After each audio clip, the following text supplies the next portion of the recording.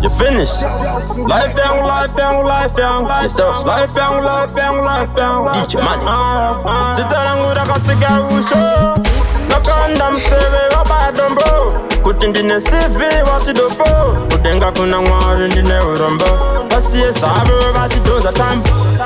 Mwari wangu wanenyasa. Vanoita kutisitepo. Mwari wangu wanengoni. Vanoita kutisitepo. Skoro ndina kupasa. Vanoita kutisitepo. Mwari wangu wanengoni.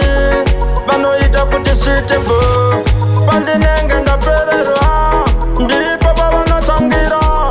Pandinenge ndaomerwa. Ndipo baba nanaisamvira. Mbara benzi muno nyamari koshos.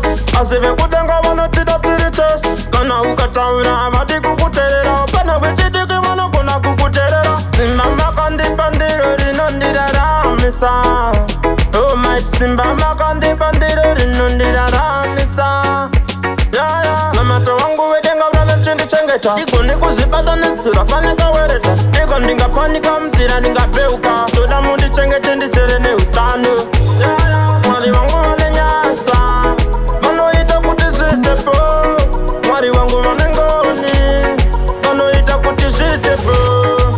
Skoro handina kupasa. Vanoita kuti zvitepo. Mwari vangu vanengoni. Vanoita kuti zvitepo. Imi makabvisa sakeyo uruva.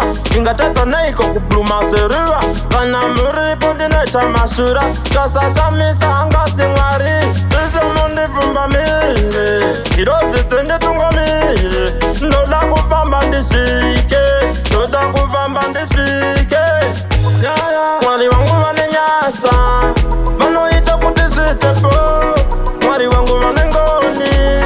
Vanoita kuti zvitepo. Skoro handina kupasa. Vanoita kuti zvitepo. Mwari vangu vanengoni. Vanoita kuti zvitepo. Pandinenge ndapererwa. Ndipo pavanotangira. Pandinenge ndaomerwa.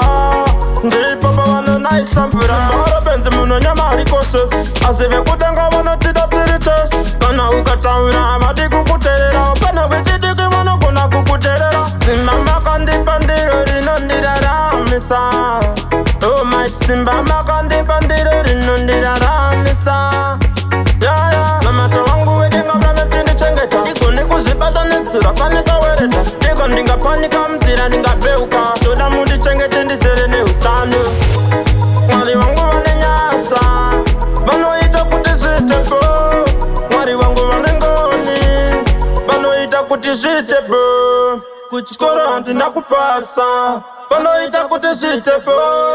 Mwari vangu vanengoni. Vanoita kuti zvitepo.